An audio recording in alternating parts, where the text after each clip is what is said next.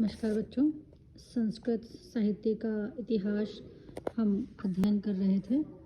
इसमें कवि अश्वघोष के बाद जिसका नाम आता है कालिदास। आज हम उनका अध्ययन करेंगे, कालिदास का। और महाकवि जो कालिदास हैं वो संस्कृत साहित्य के सबसे देदीप्यमान नक्षत्रों में से एक हैं, सभी जानते हैं हम। और उनकी बहुमुखी प्रतिभा जो रही है वो संस्कृत के अन्य सभी कवियों से उनको श्रेष्ठ साबित करने के लिए काफ़ी है। और श्रीहर्ष और माघ आदि से भी वो उत्कृष्ट माने जाते हैं। कालिदास अपनी काव्य कला, रस व्यंजना एवं मौलिक उद्भावनाओं के बल पर संस्कृत के सब कवियों से आगे और श्रेष्ठ माने गए हैं।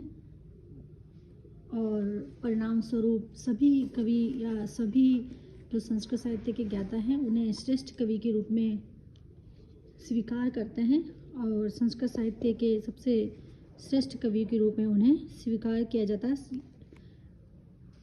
ये सर्वविख्यात बात है। साथ ही अगर हम कालिदास की बात करते हैं तो इनके संदर्भ में अनेक प्रकार की जनश्रुतियाँ और किंवदंतियाँ भी परिचालित हो गई है कालिदास के व्यक्तित्व के बारे में, जिसके कारण इनके व्यक्तित्व के संबंध में कुछ भी निश्चित पूर्वक कहना कठिन है। और जहाँ तक प्रमाणिक तथ्यों का अभाव है तो विद्वान इनके जीवन व स्थिति काल के संदर्भ में केवल अनुमानों का ही सहारा लेते हैं। अनुमान के आधार पर ही इनका स्थिति काल इत्यादि बताया जाता है और इनके स्थिति काल के विषय में विद्वान एकमत नहीं है। इन्हें ईसा पूर्व एवं द्वितीय शताब्दी में कोई सिद्ध करता है तो कोई छठी शताब्दी में जनश्रुतियों के आधार पर इन्हें जन्म से मूर्ख बताया जाता है। अनेक प्रकार की जनश्रुतियाँ जो हैं वो महाकवि कालिदास के विषय में प्रचलित हैं। अनेक प्रकार की जनश्रुतियाँ इनके विषय में प्रचलित हैं। साथ ही इनके स्थिति काल की अगर हम बात करते हैं तो इनके स्थिति का कोई निश्चित समय नहीं बताया जा पाता है। प्रामाणिक जीवन के अभाव में विभिन्न मत यहाँ पर अलग अलग विभिन्न विद्वानों के विभिन्न साक्ष्यों के आधार पर अलग अलग मत जो हैं प्राप्त होते हैं। भारतीय परंपरा कालिदास को उज्जैनी के राजा शकारी विक्रमादित्य की राजसभा में 72 ईस्वी पूर्व में स्वीकार करती है। प्रोफेसर बेबर आदि जो हैं वो कालिदास का समय चतुर्थ शताब्दी मानते हैं। लेसन जो है वो कालिदास के समय को तृतीय शताब्दी में मानते हैं। कुछ फर्ग्यूसन आदि जो हैं वो छठी शताब्दी का मानते हैं। इस प्रकार से कतिपय विद्वानों का मत है कि भोज प्रबंध के साक्ष्यों को देखते हुए वो 11वीं शताब्दी के थे और राजा भोज के कवि थे। और कुल मिला के कहा जा सकता है कि अलग अलग विद्वानों ने उनके स्थिति काल के संबंध में भिन्न भिन्न विचार प्रस्तुत किए हैं और उनके स्थिति काल के संबंध में कोई भी विचार जो है पूरी तरह से प्रमाणिक नहीं है। सभी कालिदास के स्थिति काल के पूर्वोत्तर सीमाओं के विषय में सभी एकमत नहीं हो पाए हैं। कुल मिलाकर के अगर कहा जाए तो सप्तवाहन के राजा जो हाल हैं वो प्रथम शताब्दी काता शताब्दी में विक्रमादित्य का उल्लेख है और वो उसी काल का सप्तम शताब्दी का ही उनको मानते हैं। और अभिज्ञान शाकुंतलम के षष्ठ में श्रेष्ठी धनमित्र नौका दुर्घटना में निसंतान मर जाता है। इस संबंध में मंत्री राजा को सूचना देता है। इन सब बातों को ध्यान में रखते हुए उन्हें कालिदास की स्थिति ईसा पूर्व प्रथम शताब्दी मानी गई है। इस प्रकार कालिदास की स्थिति के बारे में विभिन्न विद्वानों ने अलग अलग मत कहे गए हैं।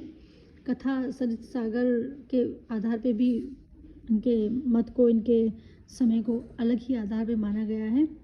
कुछ जो विद्वान हैं इनका जो संबंध है वो चतुर्थ शताब्दी ईसा पूर्व या गुप्तकालीन मानते हैं, उससे इनको संबंधित मानते हैं। उपसंहार के रूप में अगर हम बात करें तो इस प्रकार जितने भी साक्ष्य प्राप्त होते हैं उन पर अगर आप विचार करते हैं तो कालिदास का समय ईसा पूर्व प्रथम शताब्दी से लेकर ईसवी सन के पश्चात पंचम शताब्दी के मध्य में आता है। षष्ठ शताब्दी और इसके पश्चात 12वीं शताब्दी का समय विद्वानों ने माना है, जिनकी चर्चा हम संक्षेप में कर चुके हैं। और मैकडोनल का जो कथन है वो उल्लेखनीय है कि जब तक कालिदास के समस्त ग्रंथों का, भाषा का, शैली का, काव्य कला का, शिलालेख का, सबका और प्राचीन अलंकारिकों के साथ तुलना, सूक्ष्म परीक्षण नहीं किया जा सकता, तब तक उनके काल का निर्णय करना अत्यंत असंभव है। कुल मिलाकर इनके जीवन काल को लेकर के असमंजस की स्थिति है। बिल्कुल निश्चित रूप से कुछ भी कालिदास के जीवन काल को लेकर के कहा नहीं जा सकता है। और जिस प्रकार स्थिति काल को लेकर असमंजस की स्थिति है, उसी प्रकार कालिदास के जीवन परिचय को लेकर भी मतांतर है। उनके जन्म स्थान को लेकर भी विद्वानों में एक मत नहीं है। और भारत माता के इस अमूल रत्न को जो है सब अपने अपने प्रांतों का निवासी प्रमाणित करने की प्रतिस्पर्धा में लगे हुए हैं। कहने का तात्पर्य है कि बंगाली जो कवि हैं, बंगाली जो विद्वान हैं, वो कालिदास को बंगाल का मानते हैं, और इसके अतिरिक्त जो मैथिली बंधु हैं वो इन्हें अपने अपने बीच का मानते हैं। इसी प्रकार मध्य प्रदेश के विद्वान इन्हें अपने बीच का मानते हैं। और सभी समीक्षकों व आलोचकों के मत को देखने के पश्चात निष्कर्ष तो ये निकला कि कालिदास या तो काश्मीरी थे या उज्जैनी थे। पंडित लक्ष्मीधर कल्ला ने अपने ग्रंथ कालिदास का जन्म स्थान में यह प्रदर्शित करने का प्रयास भी किया है कि कालिदास काश्मीर के ही हीरक थे, और अपने मत के तर्क में भी उन्होंने तर्क दिया है मत के संदर्भ में। कुल मिलाकर के इनकी निश्चित स्थान मानना, निश्चित जीवन काल को लेकर के कोई निश्चितता विद्यमान नहीं है। किंतु फिर भी बच्चों, अगर सारे मतों पर विचार किया जाए तो या तो उज्जैनी के या फिर कश्मीर से कालिदास का संबंध जोड़ा जाता है कि या तो वो कश्मीरी थे या फिर वो जो है उज्जैन से उसका संबंध था। दूसरी बात, जहाँ तक जाति का संबंध है वे ब्राह्मण जान पड़ते हैं।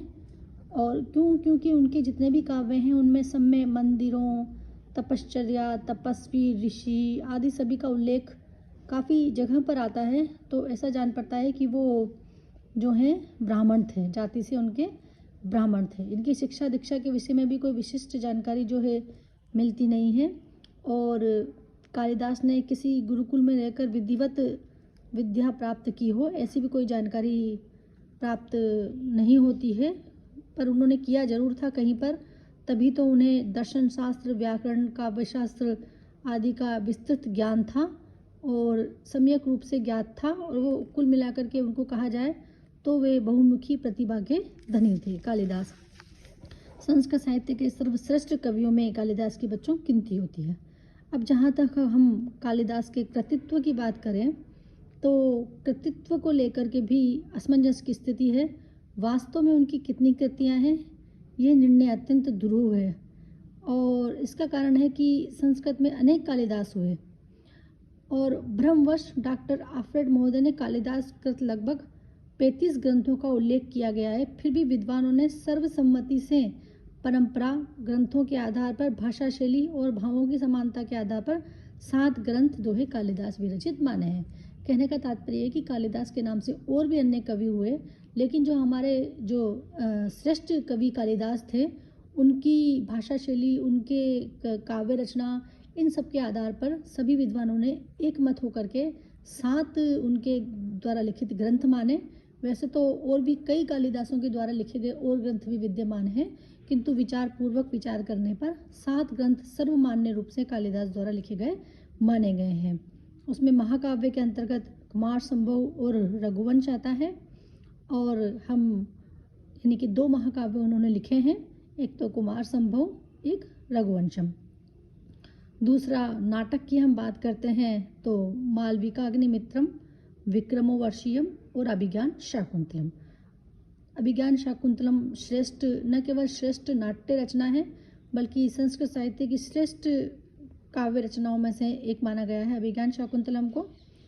और इस साथ ही खंड काव्य भी जो है कालिदास द्वारा रचित माने गए हैं। 2 खंड काव्य उनके द्वारा लिखित माने गए हैं, ऋतु संहार और मेघदूत। और कुल मिलाकर के यहाँ पर जो जितने भी उनके द्वारा जो काव्य लिखे गए हैं, उन सभी काव्यों में उनकी भाषा शैली, उनकी श्रेष्ठता देखते ही बनती है, और सभी काव्य उनके अपने आप में सर्वश्रेष्ठ है। खंड काव्य की अगर हम बात करते हैं तो संस्कृत साहित्य में खंड काव्य परंपरा के अंतर्गत कम ही काव्य लिखे गए हैं, किंतु कालिदास द्वारा जो मेघदूतम लिखा गया है वो न केवल खंड काव्य परंपरा का एक श्रेष्ठ काव्य है, अपितु संस्कृत साहित्य की भी एक सर्वश्रेष्ठ निधि है बच्चों।